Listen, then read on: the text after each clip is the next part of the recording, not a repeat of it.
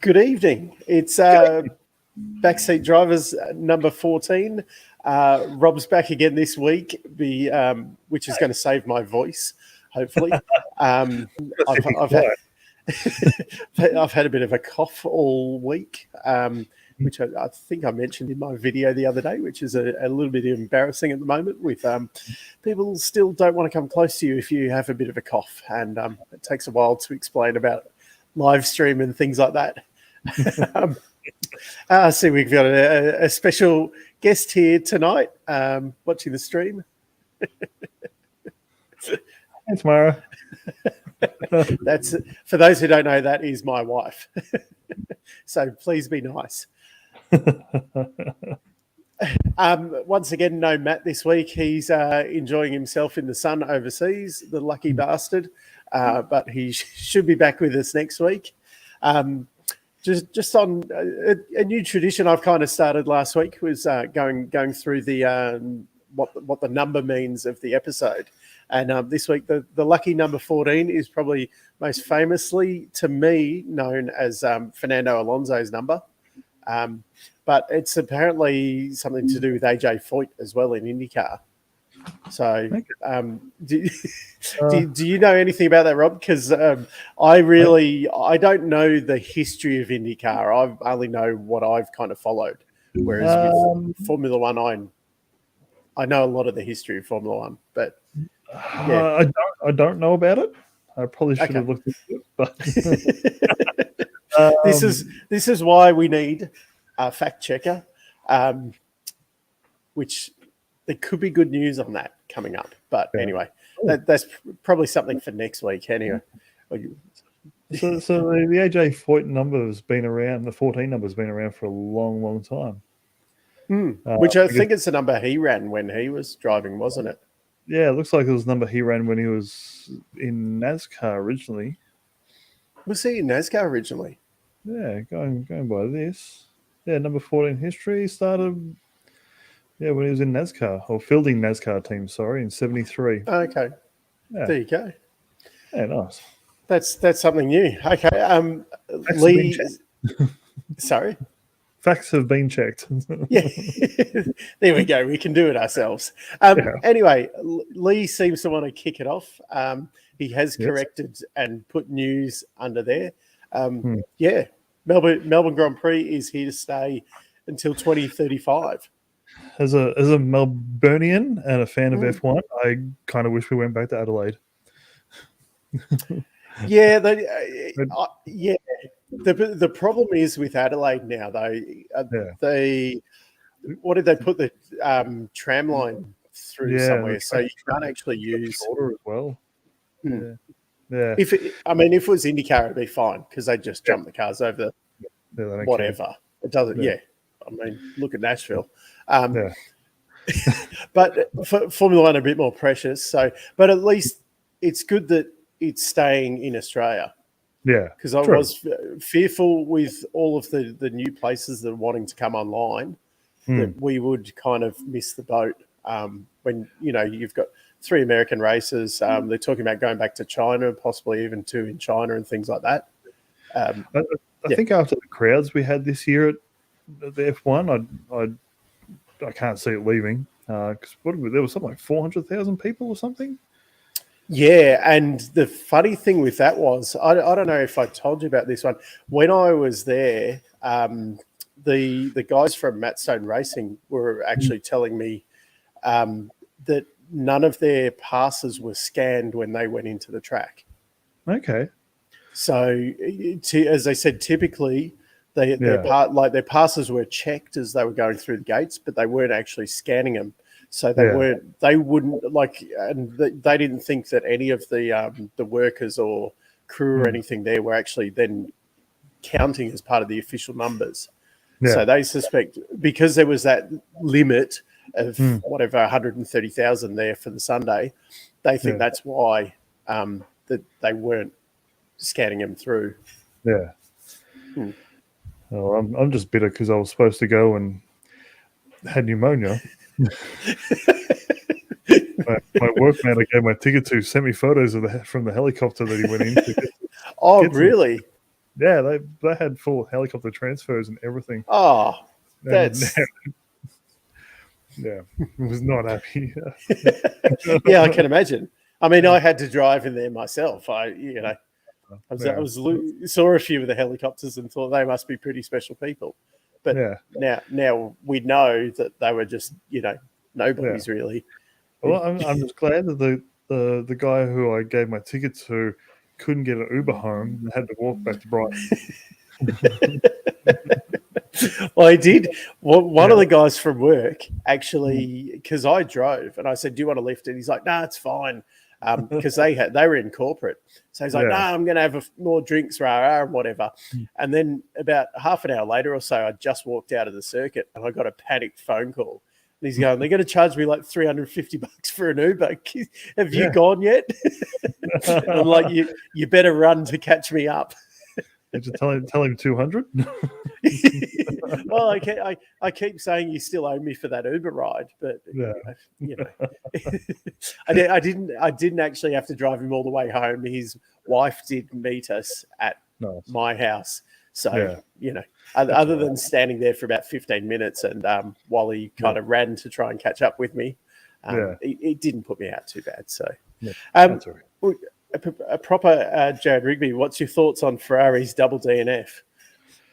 They don't want to win this championship, do they? They just want to keep ruining their chances. Bad strategies, bad engines. After the first couple of rounds, I thought Leclerc was in the hot seat for I thought that Max was probably going to eventually catch him in the championship, but I thought it was going to take a lot longer than this. Yeah. What are we, 7 rounds in, and Max has now got the same kind of lead as what Leclerc had a few rounds ago? Yeah, I think so, yeah. Leclerc's Checo's second. Yeah. As well. They both lost them. But yeah, Leclerc's like probably the best qualifier there is at the moment. He's just on fire. But did you see that funny stat that now Max Verstappen has won more races from Leclerc poles than what Leclerc has won? Like I couldn't believe. I was listening to a podcast at some point this week, and they were saying Leclerc has 4 wins, and I'm like, no, that's not fucking right. And then he only has 4 wins. He won 2 in 2019, and then he's won 2 this year. Yeah. You're like, how can that? He's had 15 pole positions. How can he only have 4 wins? Just Ferrari luck. Yeah. Luck or, strategy. Like,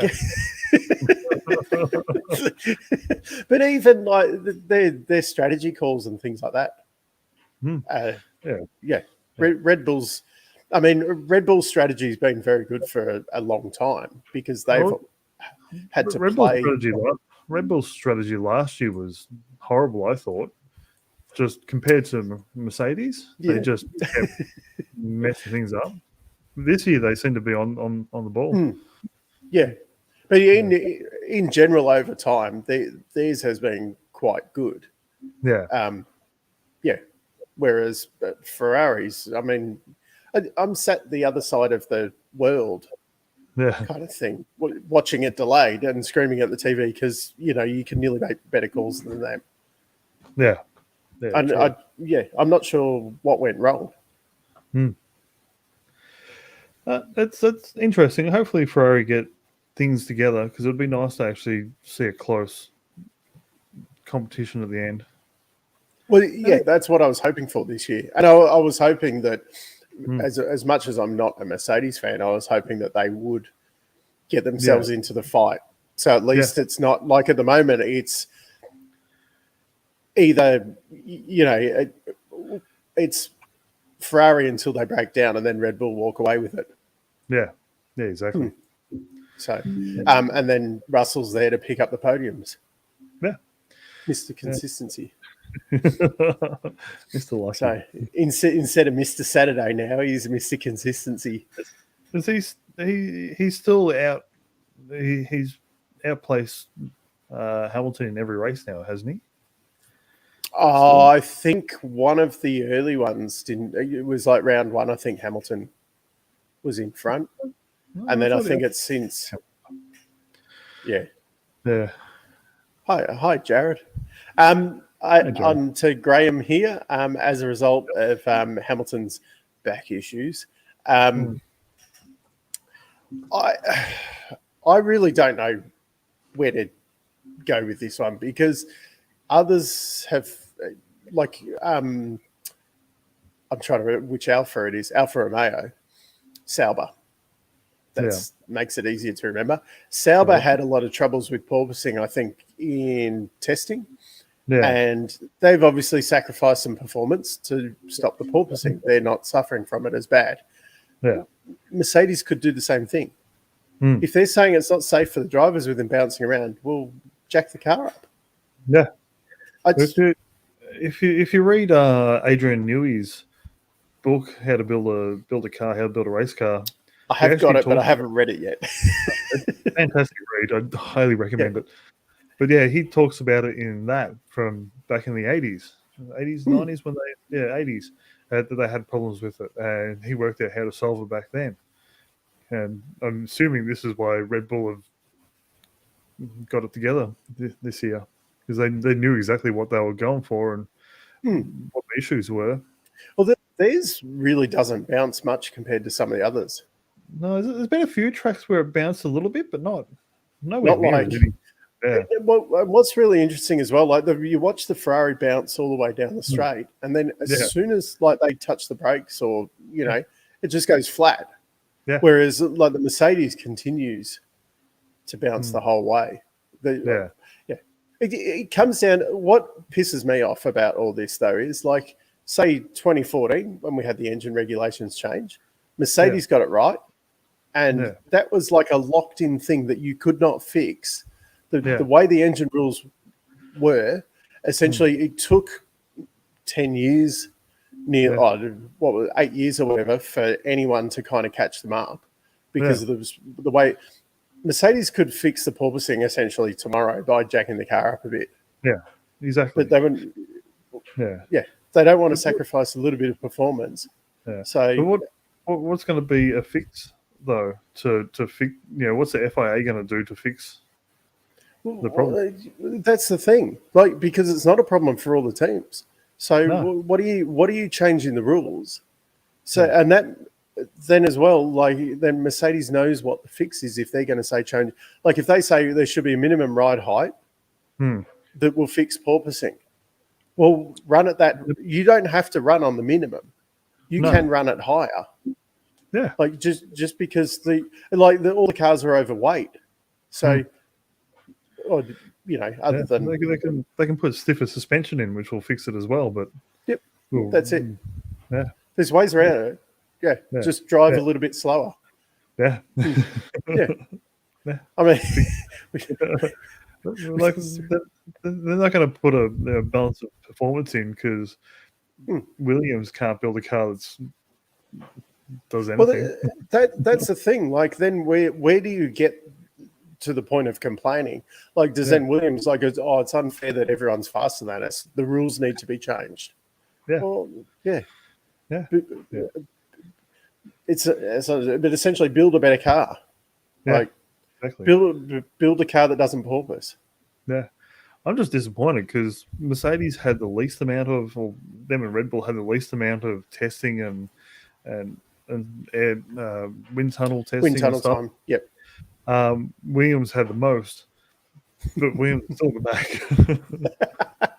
the gap has closed a lot. This year though. So like Williams are getting closer instead of it's just how much will George Russell out-qualify Latifi by this year? You're actually seeing Albon getting in the mix a little bit. Latifi did do better than George at the end of last year. Beat him in quite a few races towards the end. It's just because you're a Latifi fan. What's the rumours that he could be out by the British Grand Prix?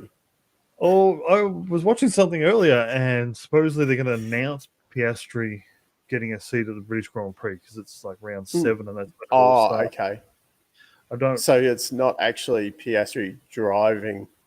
Yeah, because Piastri posted something on Instagram the other day about driving at Silverstone, but I think that might just be test session. Yeah, I think because they've got him driving one of the 2-year-old. Actually, I think this year they can run last year's cars. Yep. So he's cruising.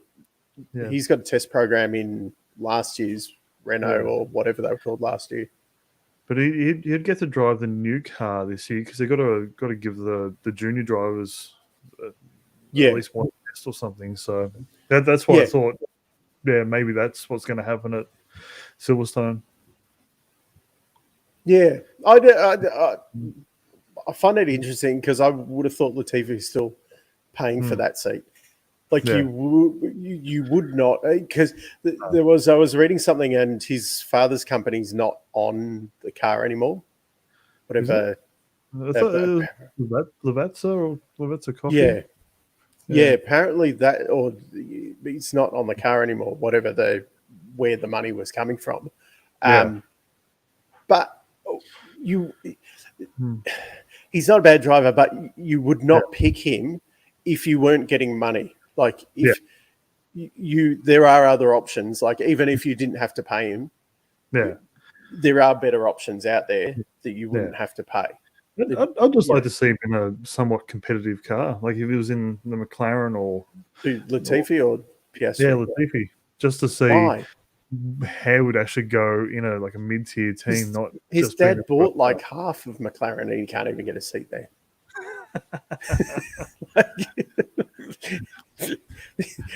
He's got to do a Stroll full takeover of the team if he wants to get him into further up the grid. Maybe you should go ask Lawrence Stroll if he can get adopted. No, that's what happened when Seb was going there. Yeah. Sebastian, you are my son now. Although that didn't work out so well. Speaking of Lance, his driving was reminiscent of me driving like Forza or Gran Turismo drunk. Just crashing twice in one lap. He's not setting the world on fire this year, is he? No, he's you barely actually hear his name unless he crashes into Latifi.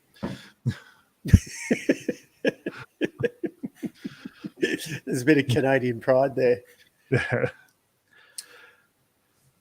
All right. What do we got? We got Canada coming up. Yes. Lots of porpoising down that back straight. Yes. So it's actually Canadian Day in 2 weeks as well. Oh, they don't have it on the same weekend or whatever. They should. Oh, that's disappointing. Yeah. That'd be a big celebration. Yeah. This is actually, I really enjoy this track. I think it's great. Yeah. The racing's usually pretty good there too. But I have to admit, this was one of my favourite tracks to drive when I used to play Formula 1 games. It's fun in my sim rig. It's really fun. Like the Porsche 911s around there are really fun to drive. Most cars are fun around there, apart from the hairpin. I don't like the hairpin. I don't mind the hairpin. You can do good dive bomb moves into the hairpin. I've lost many races at the hairpin. Yeah, well, that's your problem for racing online. Yeah. just on the side here, that's, I'm trying to think of her name. Naomi Schiff. Naomi, yeah. I really like Naomi. She's great to listen to. When the first round this year, I was like, when she came on, honestly, I was like, for fuck's sake, here we go. This is, and I was like, well, so I actually looked her up and went, okay, she has driven in W Series and all of that. It's her first time on screen. Let's give her a bit of a go. And I'd have to admit, she's still not top notch or anything, but she has come on leaps and bounds from the start of the year. There's a couple of guys. I still don't know how they're in there. The guy with the afro, like the really tall guy. I can't remember his name. Is he on the Sky coverage? Yeah, he's on Sky. He usually does like the warm up bits and stuff before the race. I'm trying to, yeah. Let me know who it is.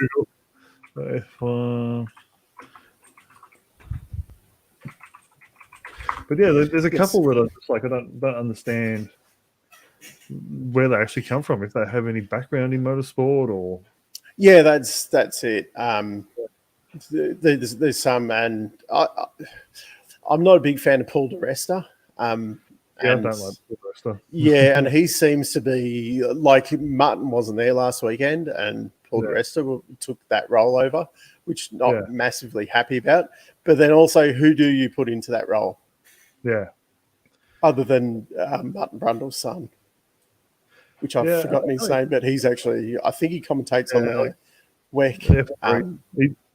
He does WEC. He also does, well, he races in WEC, but he commentates on. That's probably where.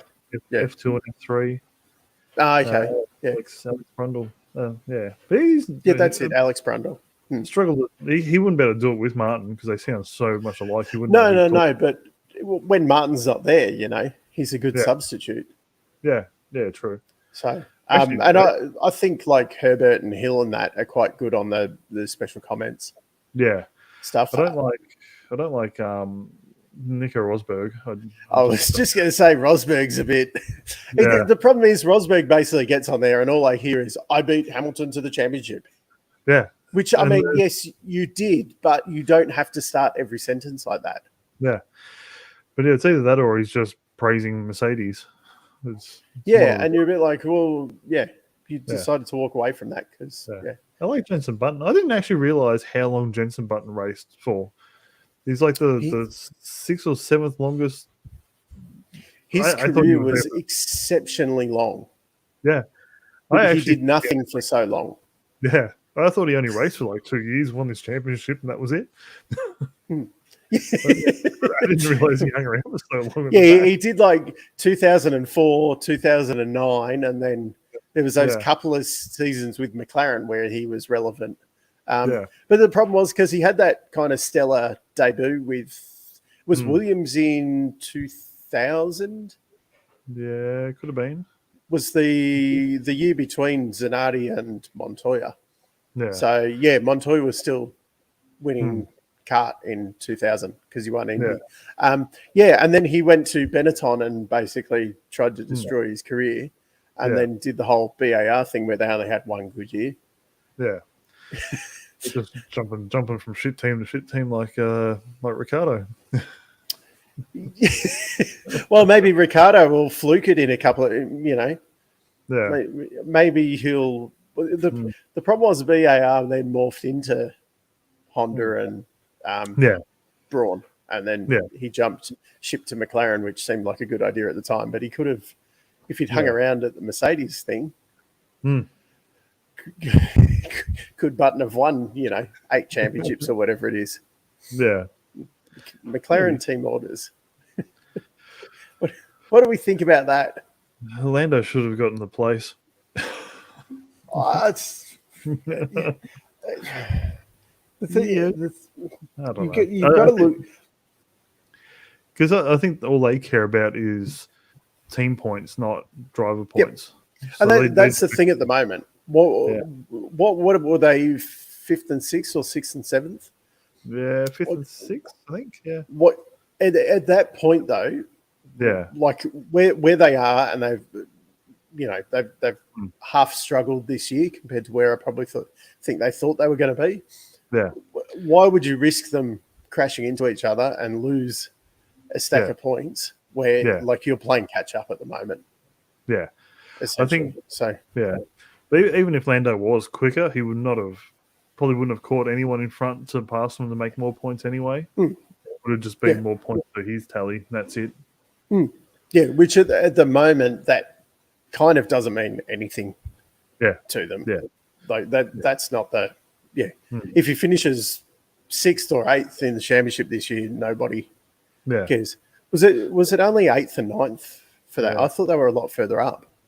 That's See, that's the argument as well. Then, yeah, should they have switched him earlier in the race? And yeah, maybe. I think it swings and roundabouts on that one a bit. I think. Yes. What else happened in the race? I'm not even sure. It was, other than Ferrari's kind of blowing up. Yeah, it was pretty straightforward. Yeah, I thought there might have been a nice bit of battling on the track with them, but after that, it was just Red Bull. See you later. Yeah, it was pretty much straightforward. And then people saying about, Checo getting the dud strategy or whatever. Blah, blah, blah. Yeah. Max was quicker. I think. Yeah, he was, and that was, pretty straightforward. Yeah, once he got in front, that was it. He just left him behind. Yeah, that was it. Yeah, here we go. What budget cap thoughts? Yeah. I think they know suck it up. Yeah. You had a budget. There would be, you'd have to factor in an amount for crashes and things like that. You would have to have something there for, exceptional circumstances if something came up. Yeah. Like, what's the cap? 150 or 175 mil? I think it's 145 this year. Actually, I think it was 150 last year, 145 this year. Yeah. So that's still a lot of crashes you can do. Like supposedly Schumacher's crashes are about 2 million each. Yeah, it covers a lot of Schumacher stacks. Yeah. Their problem, though, is they don't actually have $145 million to spend. So I don't know. Gene Haas does have some deep pockets. Yeah, he doesn't seem to want to put. He doesn't want to spend it that much in. Yeah. He puts enough to keep it, respectable. But and I don't think Mick can go ask his daddy for some money. Maybe just take it out of his wallet while he's not. Yeah, that's that's a bit of a dark thought. Yes, it does hinder some of the innovation. What I didn't like previously, though, is like Mercedes goes and spends, $300 million or whatever, and then you've got the teams like, say, Sauber and whatever running around on 80 million, and it just you've got no chance against like just that pure bulk money. Whereas at least this levels it off a bit even, and the way it's starting to structure now with the payments and everything under Liberty, they do seem to be, those lower teams are coming up while the bigger teams are kind of coming down on the spending. So, I really do think since there is a budget cap, they can only spend so much. Make a spec chassis, make spec aero, and let them just spend money on engines or something. Pick something that's going to do something for motoring itself. I liked kind of, obviously didn't work out quite as they planned with IndyCar with the aero kits, but I quite like the idea of that where you have like a spec chassis, and then everyone like bolts their own engines and aero and that onto it. But you take a lot of that initial cost out with everyone having the same chassis essentially, and it's something that's under the skin. So the general fan, even we're probably not going to notice if they're all doing their own aero stuff. Yeah, and F1 used to be the leader, where technology, where you'd get future technology for cars, and you don't get out because who has a curve system in their car? That's it. It's not. That innovation stuff's gone away because everyone complained that Williams were dominating because they had all the technology. So but active suspension. You get cars that have active suspension now in them. A lot of stuff they were doing, like all the stuff they had before they got rid of the technology ban, or had the technology ban. ABS and all that type of stuff. Yeah, that all filtered onto road cars. Yeah, but that's stuff that they should actually have in F1 still. Like stuff that is in road cars, it's going to benefit road cars for down the road, not make cars that are totally different to what you'll ever drive. Formula E is actually probably closer to real life. Let's not. This isn't a place to be talking about remote control cars. Matt's not here to tell me off. Yeah, that's right.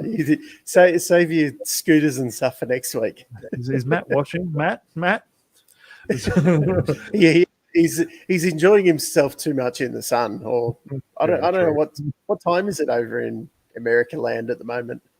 They're in a different time zone anyway, because they're in the Pacific Ocean or whatever it is. Yeah, I know it's about 10 a.m. in the UK. That's about it. Actually,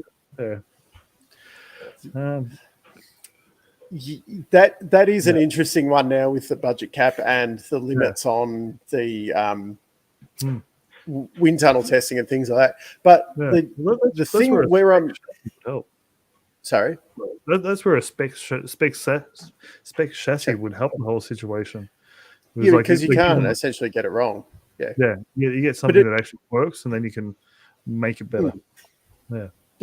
And you've got a lot more money to spend on your aero if you bugger it up. But what a little bit with this though, granted I'm not a Mercedes fan, as you know.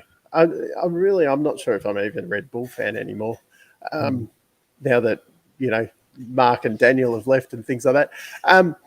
But what at the start of the new engine regulations, Mercedes got that advantage locked in for so long, and now it's like they're the ones. They're kind of not as bad, but they're kind of like the Renault back in 2014, where you've made a mistake on it.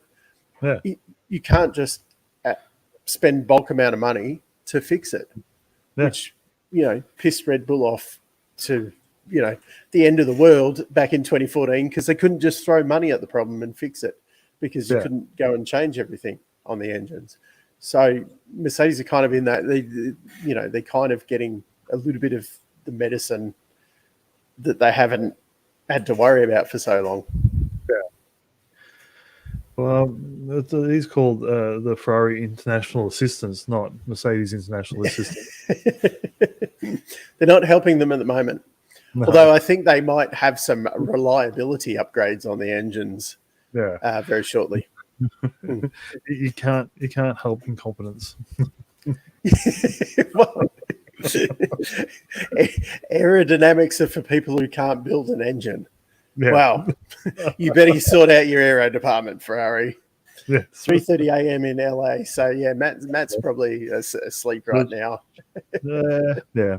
Probably. Yeah. Because they're probably a couple of hours ahead or something, but that'd still make it the middle of the night.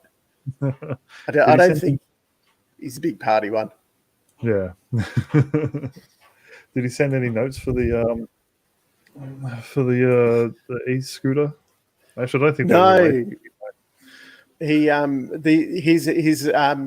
his big notes for this week: running to the cars in 24 hours is cool. So he's obviously talking about the start of the race there. He did ask if there were any Aussies in the 24-hour. Do we claim Shane Van Gisbergen? Or he's pretty much an Aussie. People don't like me calling it the seventh state and things like that. So, I guess there was a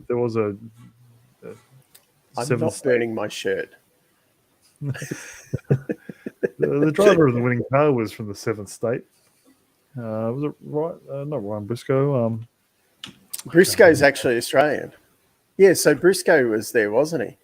Yeah, he was there. I can't remember where he finished. I'm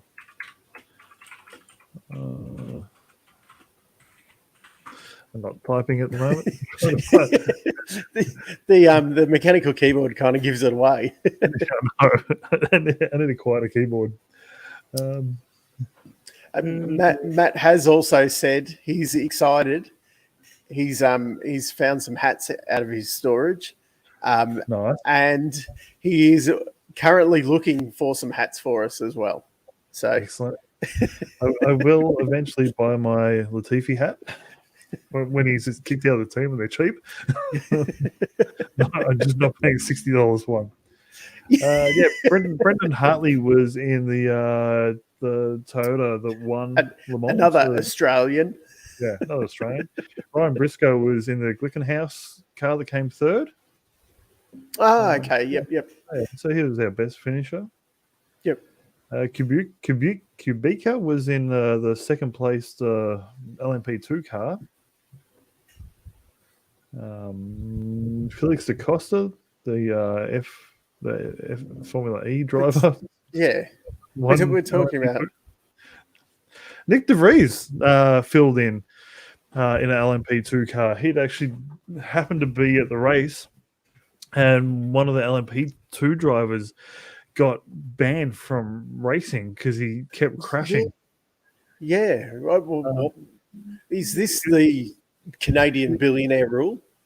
Yeah, well, the dude's was like 74 or something, and just kept crashing. So they banned him from racing, and Nick De Vries just happened to be there and could fill in for him. And I think they came fourth, which is not a bad effort for filling in. That's pretty good, especially considering I suppose they were expecting that the car was going to end up in the wall. Yeah. So what was this guy, just like a rich? Yeah, I think he was rich. He'd done a couple of funding it or something. Yeah, I think he'd done a couple of LMP2 races elsewhere, and he just kept saying he was, just kind of lapse of attention and crashed. It's a 24-hour race. When you're in the car, you want to be pretty pushed on. You've got to be paying attention. Yeah.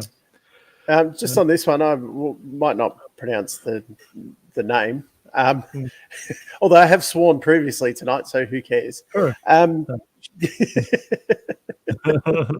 YouTube can't take monetization off something that you can't monetize. So I'm surprised how reliable those Renault engines are now. And they actually seem to have a fair bit of grunt.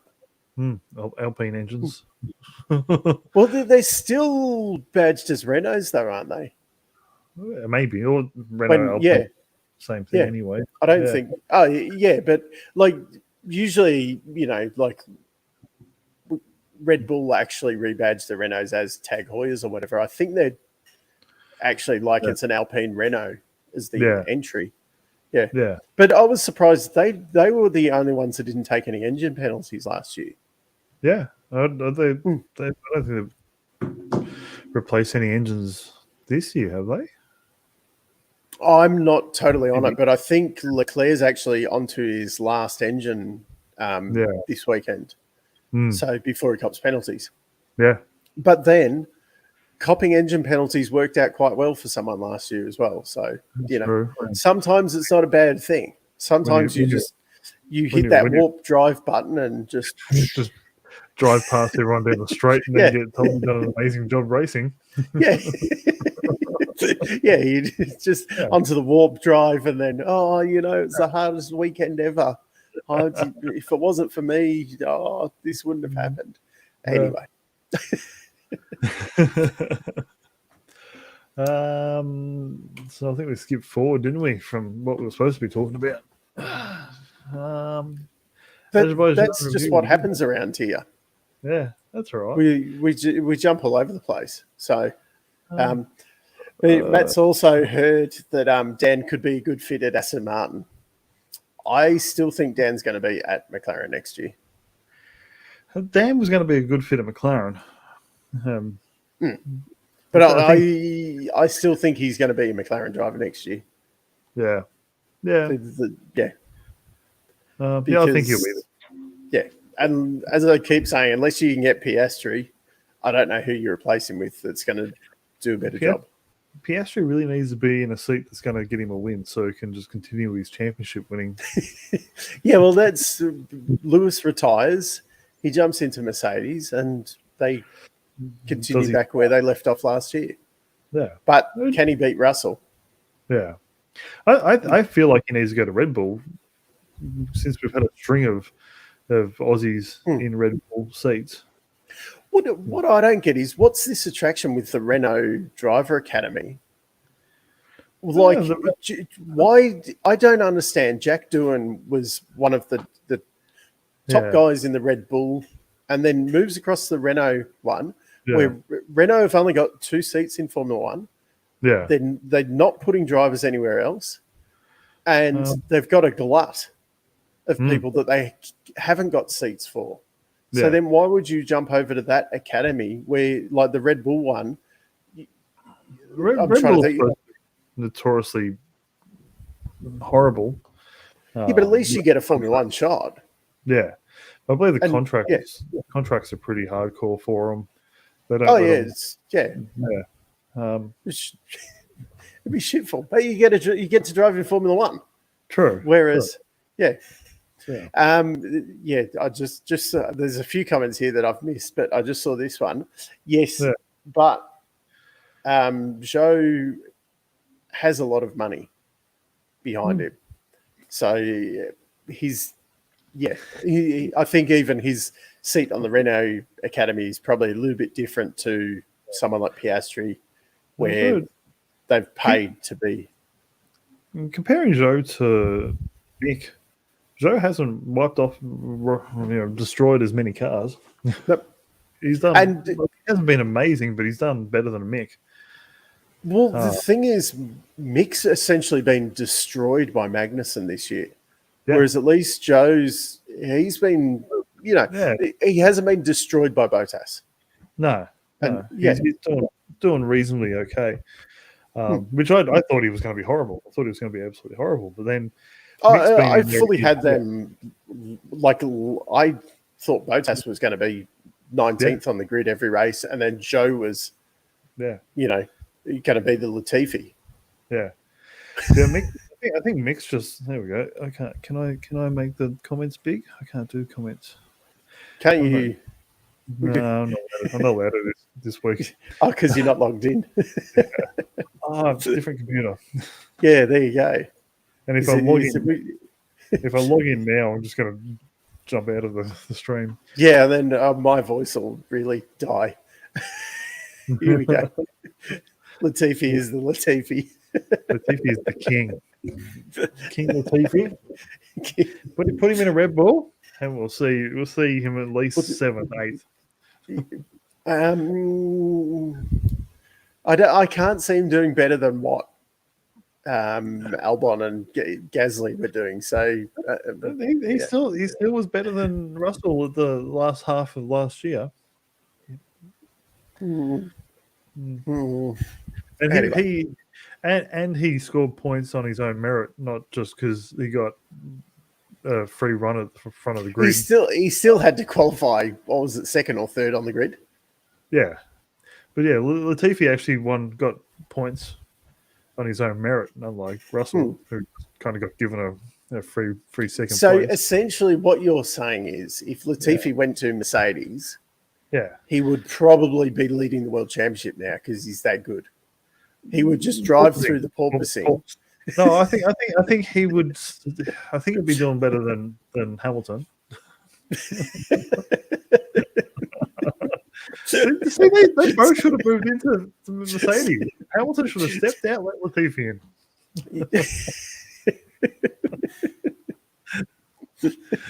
I should be in charge of this. I don't know where we go from here. This week is a Stroll Latifi's home race. Yeah, I want first and second. I don't care which way. Stroll and Latifi on podiums. So that's your prediction for the weekend? Yep. And Zhou in 3rd, just because. Well, this is going to be an easy win for me this week. I've given up on my fantasy F1 team because they've got Ferraris in there and they just keep. Are they going to blow up again this weekend? How are they going to? There's a reason why the road cars come with fire extinguishers. So another Max Verstappen weekend. I'd really like Ferrari to actually be up there. I'd like to see someone else win. I'd like to see like one of the races last year when everyone kind of tripped over themselves, and Alonso to come through, and I'd love to see Alonso win. Yeah. And then how do you justify getting rid of him for Ocon? Ocon, what's Ocon done this year though? Nothing. Yeah, he may as well be at the back. I don't know why they signed him to a 5-year contract. Yeah, he had a couple of good races last year, but yeah, this year's not. I think the only reason they were so paranoid about losing him to Mercedes, but Russell was always going like, Russell had jumped Ocon in the queue at Mercedes. There was you weren't going to lose him, and unless Hamilton retired at the same time. And that was the only time because he thought he was just going to come clean up this year and get his 8th world championship. Yeah. So. Yeah. I did. Yeah, I think that was probably part of it. But they've also Lundgaard's one of their drivers, and obviously then they've got Joe as well. Or Joe was part of the I'm a lot harsher than some of these, and it's easy when you're not the one actually having to tell someone.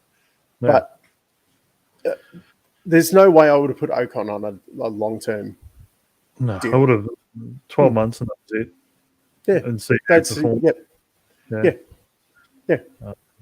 I think at the start of the season when McLaren was doing so bad, Lando just seemed like he just made a big mistake on such a long contract. But see, from McLaren's point of view, I can see why you would want to lock Lando down long term. Yeah. Because there would definitely be other people sniffing around. Like even Red Bull would probably, if they could get Lando to replace Perez, done deal kind of thing. But I just don't like Ocon. Who's going to take him? Yeah. Did Perez sign a 2-year deal? Yes. Yeah, I'm pretty sure this new deal's a 2-year deal. Which I find weird with Red Bull. Like I don't think he's doing better this year than last year, but I still don't think he's the number 2 driver. I still think the tracks where Max is faster, he's a lot faster. Like he's just miles in front. But I do believe Max is still one of the best drivers out there at the moment. I don't think anyone really can touch him. No, he's pretty special. I think Leclerc is a better qualifier at the moment. I think when their car's running, it's a better car. But there's a better qualifying car as well. Yeah, true. And then the Red Bull's got the race pace. Yeah. Which have they looked at and gone, hey, well, we can actually pass. Yeah. Because they have set that, they've obviously, because they have extra speed down straights. So they've obviously looked at it a bit and gone, hey, if we've got extra speed down, we can pass. We don't have to worry about qualifying as much because we'll just take them during the race. Alonso's had some bad luck this year, though. Like his engine cover coming off, and there's been a few things where he probably shouldn't have, where he's been taken out in that. I think he's just had a bad run compared to Ocon. I think Ocon's just been nowhere to be in trouble. Yeah. Even the fight's pretty close. To say that you've signed someone for that long. Although, he's definitely max money, but he's probably earning pretty good money. Yeah. Maybe they need to bring in like a 10-year limit or something of how long he can be in F1. so people aren't just there like keep him churning. You did get a lot more natural churn though in the olden times. There wasn't the kind of like some of these guys, like even Perez. He's been there a fucking long time for someone who hadn't really done much until a year or so ago. And Does he still bring Mexican dollars to Red Bull? Probably. I don't think he does. I think he brings Mexican dollars to F1. I think. But I don't think he actually. No. I'm pretty sure he's just a paid driver from Red Bull. I don't think. Yeah. But yeah, he'd probably bring a lot of money towards F1 from Mexico. I mean, they've got the race back there now, and they'd be paying a decent sanctioning fee and all that kind of stuff. So yeah, there we go. Red Bull sell more merch to Mexico, and they probably sell a lot of Red Bull over there because of him as well. It's a big market. Yeah. And like he was just floundering around in the mid pack, and now he's in one of the best cars. He's actually starting to do. They're a very reasonable midfielder though. It's not like he wasn't bad. But on the flip side though, if you take away all of Alonso's Alonsoing, if you put Alonso in that seat, would he be closer to Max more consistently and things like that? Well, that's the thing. You can't really tell unless they're all in the same car. Another advantage with IndyCar. Yeah. Big spec series. Let the drivers shine. Just put them all in F2 cars and let's be done with it. That's what they should do for Monaco. Like put them in F2 cars. Yeah. I mean, that would be very interesting, but I can guarantee that not everyone would be on board with that. No. There'll be some egos who won't let that happen. Yeah, it'd be very interesting to see who signed up for it very quickly and, who the standouts would be. The F2 qualifying at Monaco was absolutely ridiculous. They split it up. They split it up into 2 sessions. There was a 1 year. It was the year Grosjean was in F2. They had the Grosjean session and everybody else. Well, they used to have it just in one session, and just like people were crashing into each other everywhere. There was traffic jams on the track, so they ended up splitting it into two qualifying sessions. Because the track rubbers in over the 2 sessions, people in the second session actually get quicker lap times and end up qualifying everyone who was in the first session. And instead of taking like the top 6 of each session and then running a final qualifying, they just do 2 sessions and whoever's fastest goes in. Yeah. So it's so badly designed. So if you're in the first session, you're going to be mid-pack unless you're just stupidly fast. That F2 is good value. I do like F2. Yeah, but what the budgets are like $5 million or something to run up the front, aren't they? Yeah, I think it's like a $2 million buy-in for a driver for a seat. Oh, that's not too bad then. Yeah. But still, that's it. It's a shit ton of money for. Well, you can either flounder around the mid pack and keep paying $2 million every year, or you can just be Piastri and win it the first time.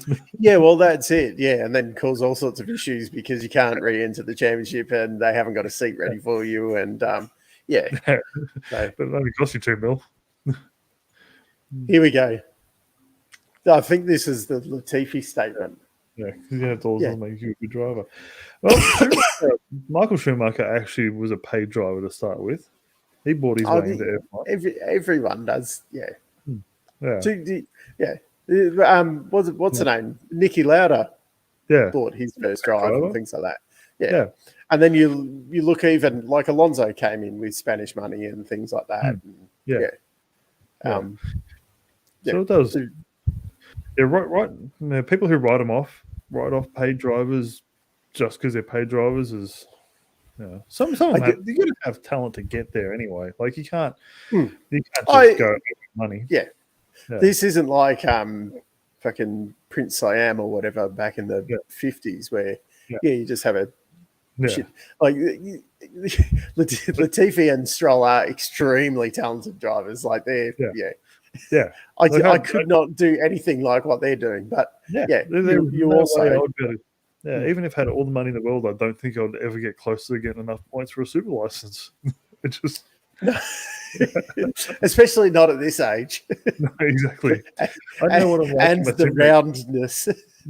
True. I might not. I probably wouldn't fit in the car, or if I did, you'd be like this and couldn't steer. They can't scrape enough paint off to Sir, the minimum weight limit's a problem with you in the car. Yeah. We're just going to remove a leg. Yeah. Anyway. Yeah. IndyCar was exciting, I think. Yeah, it's settled into. It feels like last year. It felt like it was just new drivers, young drivers winning everywhere. This year, it feels like it's just taking a step back, and it's all the older drivers are back. Powers won. Yeah. Newgarden's won 3 races. I can't believe how long Newgarden's been around. Yeah, he's been around for ages. It's like 10 years, I think. I think this might be his 9th full-time season or something like that. Yeah. Yeah, he's been around a while, and he hasn't really done much for the last few years, and now he's just back. Well, now he does Bus Bros. Yeah. So he's famous again. People, if you look up Joseph Newgarden's YouTube channel, Bus Bros, get on it. Him and Scott McLaughlin. It's like the best 20 minutes on YouTube. And it's gradually getting worse and worse every episode, which makes it funnier and funnier. I guess you haven't watched today's episode? Yes, I watched it. Yeah. Yeah. That was quite entertaining. I like when they're going around visiting just patrons who are watching the race. Oh, wait, no, I haven't seen the latest one. Yeah, because it was only out today, wasn't it? Yeah. Yeah. No, I got confused because I watched episode 4 again last night. Yeah. Because I just wanted to see the Santino Ferrucci interview. If you haven't seen it, watch it, and you know what we're talking about. Santino doesn't look like an IndyCar driver. He just, I don't know. There's a few drivers. The guy who was filling in for Callum Ilott while he was off, he just seemed like one of the bros down you'd meet somewhere. He did not look like an IndyCar driver. I think he did a lot of damage to his career with what he did in F2 and whatever. But when you look back and you're like, well, he's whatever he was at the time, 17, 18, whatever. You think like some of the shit we did back in the day, like, exactly. Fuck me. If there was social media and then you'd be in a lot of you'd be in a lot of trouble. Yeah, and I'm glad. Like I was a pretty good kid, but fuck. Yeah. Like some of the stuff that they're getting in trouble for. Yeah. You're like, he's a bit of a But I liked after he's crashed at Road America in qualifying, they interviewed him. He's like, "Oh, I must have just pushed it too hard." No excuses. Just I messed up. He's pretty straightforward in that. Like, there isn't the kind of crap with him and whatever. Yeah. But I do like all the Europeans who get into IndyCar who don't like toe the advertising line. Like they're not I'm here with Traxxas Racing and I can't Versalux and whatever else is. Yeah. I really can't get this whole camera not being a mirror thing. Yeah. I got no advertising on my hat. It's the Tag Heuer, Pirelli, Red Bull Racing Ring. I like to thank my sponsors and Jesus.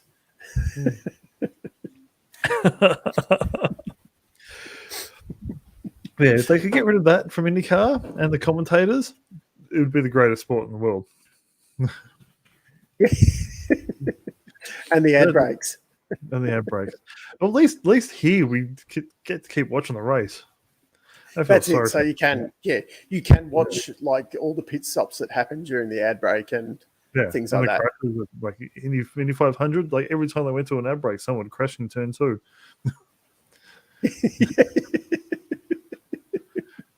Predictions: SVG to win. It's not really a prediction. That's just what's going to happen.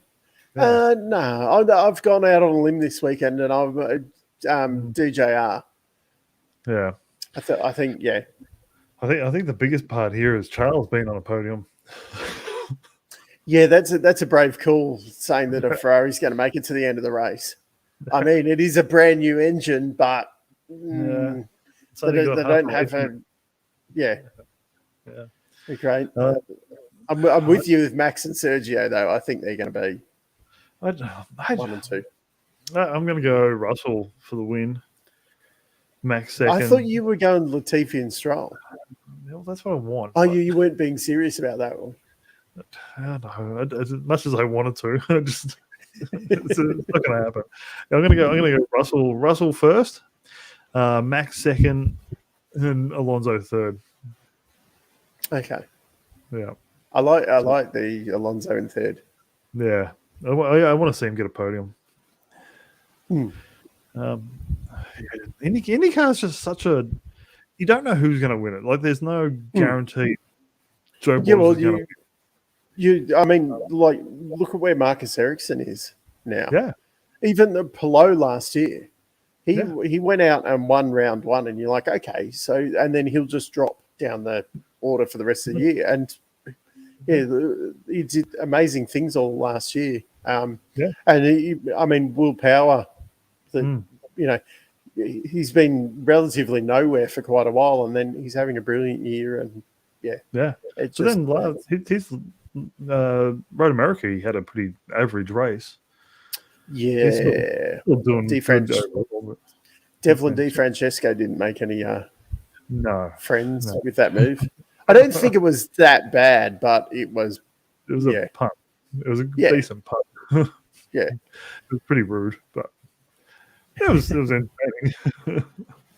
I was actually waiting for him to get it done back to him. I was waiting for Power to give him a nudge off. Yeah, did they show? Because apparently after the finish, he gave him a nudge in turn 1. But I didn't. I didn't see it in the telecast. But apparently, gave him a nudge. Good. Yeah, it's like Indy NASCAR rules. Like, you don't get told off for taking someone out, but the next race they're going to take you out. Which I think is quite fair, rather than if you want to run the risk there. Yeah. I'm very disappointed with Jimmy Johnson, though. I really want to see him do better. I saw a good comment. At least he doesn't take other people out when he crashes. True. So he only destroys himself. He seems like such a nice dude. For someone who's won so much, you think he'd have just like this ginormous head, but he's just a down to earth, nice dude. Yeah. I wonder how long he's going to want to hang around doing that. Yeah, he seems pretty confident. He seems like he wants to be there and wants to do better, and he's pushing himself to do better. And I think if he gets a win, it's going to be on oval. I think, because he did. It was at Texas. I think he did pretty well. Yeah, Texas, it was 6th, I think it was. Yeah, like it was only Dixon got him right at the end. Yeah, but he did well. Yeah, but then he was a bit average at Indy, and then crashed. Yeah, which was surprising. So it'd be interesting to see how it goes at Iowa. Yeah, well, McLaughlin's done well, and he crashed at Indy as well. Yeah, true. Corner. Yeah, but you also McLaughlin's done 4 oval races. True. Jimmy's only done. Johnson's done like 400. If not more. It's a little bit different NASCAR to IndyCar, but yeah. I was especially considering where they get like McLaughlin crashing at Indy, the Penske cars were nowhere. Yeah. Johnson was in. Those Ganassi cars. What did they? 4 of them were in the top 6 in qualifying. I think it was. Yeah, I think so. Yeah. Yeah. They had all the other ones made it. Having said that, though, if he didn't bugger up that run, he probably would have made the Fast 6 as well. Yeah, because I think something happened during his run. That was the best thing I like to be in the top, the Fast 6. And the week before, I thought Lucas was going to be up near the top. Like he was fastest. He actually had the fastest time in all of qualifying, but he did it in the top 12. Top 12? Top 10? Session 1 or whatever, wasn't it? I think it was the third one. Okay, But then in the last 6. Yeah. It's funny when you look like the 3 that made the step up from Indy Lights this year, and like Devlin's gone to the best team of the lot, and he's definitely doing the worst. He's backmarker. But I like Kirkwood. I don't know what's going on with Kirkwood. Like he's moving to, where's he moving to next year? Penske? Kyle Kirkwood is going to Andretti. He's replacing Andretti. Yeah. But see, Kirkwood, I mean, he's in Foyt's car, which, I mean, Seb, TK and that had been there previously and did nothing. Yeah, we'll see what happens. Hopefully, after last year with Grosjean and McLaughlin being rookies, these rookies feel like they're just way behind them too. Yeah, they're kind of like full-on rookies though this year, whereas McLaughlin it was hard last year. And Jimmy Johnson. I mean, McLaughlin was probably the least qualified out of all of them, and I mean he dominated here. Yeah. So did he win Rookie of the Year or was it Grosjean? No, McLaughlin won it. He did it. Yeah. It's essentially because Grosjean didn't do the ovals. Yeah, but Grosjean had a solid second half of the season though. Like his drive at Laguna Seca was absolutely amazing. One of the best hip and shoulders I've seen in motorsport. What's funny? Oh yeah, that was trying to be Zanardi. What's funny though, someone, I think it was Marshall Pruitt, had done an analysis where Grosjean had actually, if you take out the ovals from like last year's and then do the like first 7 rounds or whatever from this, if you go through the first 7 rounds of both championships, he was scoring like an average of 22 points or something last year, and this year he's actually scoring an average of like 18 points a race. Yeah, you should be a lot further up, stepping up to a lot better team essentially. Yeah, but he seems to have gone a little bit backwards. Yeah, he has. He hasn't done as well. Yeah, they keep talking about Percat in the chat. Yeah, I think they're taking the piss. Yeah, because Percat's my number one driver. Oh, this is not really. I had a bit of I don't mind Percat, but I used to have a bit of a joke that Percat was my favorite. So, yes, you need to start. Yeah, well, they do have highlights on YouTube, I think, as well. Yeah. So they usually have the YouTube IndyCar YouTube channel has all the highlights and everything. Which a lot of the time they're pretty good. Like they're like a half hour, or they used to be at least. I think they do a long one and they do a short one as well. 12 more years at Albert Park. What's wrong with Albert Park's? Brilliant. The cars are too fat. That's the problem. The track is boring. And this year, the time they had it this year, the way the sun was coming down, all the cars looked the same color. You couldn't tell who was who. I think you need a better pair of glasses. Not there with the blur. Oh God, put it back on. Yeah. But Jacobson's my favorite. I've probably been pretty consistent in not really cheering on Jacobson. I think it's pretty clear he's definitely not one of my favorites. So the new cars are coming next season for the supercars. Yes, I don't really know a lot about it. Oh, moving. Yeah, I'm trying to ignore what's going on with your camera tonight. Maybe it's tracking the microphone. That's why it keeps moving. It's tracking the closest thing, maybe. No, maybe. It's very, very confusing. This is great TV, people. F2 and F3 coming down to us.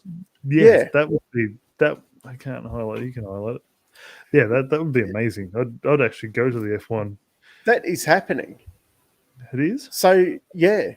So Yeah. next year, the support categories are going to be F2, F3, and supercars. Oh, perfect. Yeah. Yeah, What time do you go for a piss and go and get your $30 chicken burger? when the F1's on. Well, that's the thing. Like, there will actually be. It's not like, you know, 8 S5000s are going around boring you kind of thing. Yeah. Like, there will genuinely be stuff Yeah. to watch the whole time. Yeah, because they have the Porsche Cup or something on as well, but Yeah, no one knows anyone who races in the Porsche Cup except for Porsche drivers. yeah. I'm trying to think because Dale Wood's in it. So yeah, and there's that many Porsche Cups around the world. I think Porsche sell more cars in GT3 race trim than any other style. And yeah, there's like millions of Porsche GT3 911 drivers, and you don't know who's who and what race they're in. Yeah, I don't think unless there's a crash, no one cares about them. Yeah, I'd have to admit it was kind of Well, while I was there, it was F1 and supercars, and then you know, the supercars around there were good. I enjoyed watching them race around there. Yeah, the racing was actually a lot better this year. Yeah, I actually found that more exciting than the F1. But yeah, I'd like to see F2s and F3s there. And I think after Piastri this year or last year, like everyone knew Piastri this year. Like there was races where more people were talking to Piastri than Ricciardo. Yeah. I think Australian F1, everyone was talking to Piastri and no one cared about Ricciardo. Yeah, well, Ricciardo's like yesterday's news and stuff. Yeah, Piastri's all new and exciting, and and now we've got the Nugget doing in F2. We've got how's he doing? He's qualified a few times really well. It's just he doesn't have the race pace. Okay. He's got a second place a couple of weeks ago. He's had a few races where he's just been crashed out at the first corner. Okay. Yeah. I really need to start watching it again, but I look forward to it. I find it quite, because it's such close racing.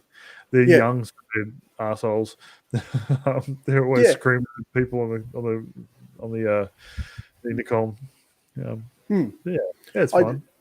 It's just a time kind of crunch thing these days, because I'm trying to think the last Latifi was still in F2. I remember.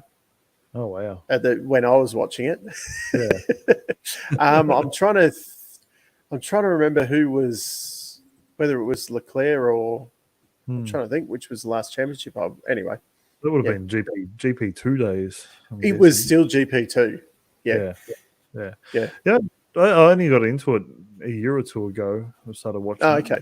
I don't know. I find it. It's always on early on there's usually a race on Saturday. And it's usually fairly early, so I can get a kind of fix of car race on the weekend. Well, you can. Yeah, it's usually when we're watching something a bit more family friendly. Yeah. Motorsport is family friendly. Yeah. I'm sure I'm going to get kicked off this stream one day, and it's just going to be you, the wife, and the kids talking about motorsport. No, I have actually tried to get the kid on here, but he's not interested. I said I need another opinion because he's actually a Hamilton fan, which I think was more to piss me off. But does he go to school and tell everyone his dad does a YouTube stream, or? No, I don't think so. He's embarrassed. He's a mature age child. Yeah, he's embarrassed because he's not on Twitch. Dad, you don't even know what to stream on. Yeah, that might be it. It's not on TikTok. Yeah, 30 seconds. What's TikTok? Vine. No, they haven't really started building the Gen 3 cars yet because it's not really fully signed off yet. So I think as Lee has, I think Pace have started building the kits for the base chassis, but there's still a lot of other stuff that needs to be fully signed off before it. But the base car is kind of ready to go, essentially. But yeah, it's just the amount of time it takes. I still think they should go flappy paddle if they're not going to go H pattern. Yeah. Yeah. There was a good opportunity there, though, to say go back to the H pattern and make it something different. Yeah. And I think that a lot of this, I think we should really go back. It should be more entertainment than technology, because it's definitely not a technology category. It is an entertainment category, and adding something like that will, it gives a lot better chance of there being like an error. Yeah. So you do get it sorts out the really good guys from the not as good guys and things like that. I just wish it was more production car style racing, but no one wants to watch SUVs drive around. Well, but the problem is, like, watch GT3 or whatever, and the 12-hour, they have a little crash, and the car's out for the weekend. Yeah. And that's the problem. And even like when Betty came in with the Mercedes, and they got the rules changed because you had to use the factory headlights. Yeah. And I think it was like $8,000 a pop or something absolutely ridiculous for the Mercedes headlights. So the rules got changed that you didn't actually have, you could, make cheap headlights for them and things like that. Not fair enough. Like, even my old Subaru, the headlights were like $2,500, $3,000 each. Yeah. Stupid. Your Subaru badge Toyota. Them's fighting words. You take the Toyota badges off and it says Subaru on the back of them. I was up at Sky High one night, not maybe 6 months after I got it. I was sitting up there with a friend. Some woman walks past, pushing her pram. She turns to her partner and goes, "Oh, he's put Toyota Subaru badges on his Toyota." I was like, I wanted to open my door to her. For everyone else who doesn't know, Rob owned a Toyota 86 with Subaru BRZ badges on it. And front bar. They all came out of the Subaru factory with a Subaru engine. And the car I wish I'd never sold the most. We've all got one of those. Yeah. I've actually still got a pile of parts in the garage for it, including the bespoke suspension that I had custom made that leaked every 1,000 kilometers.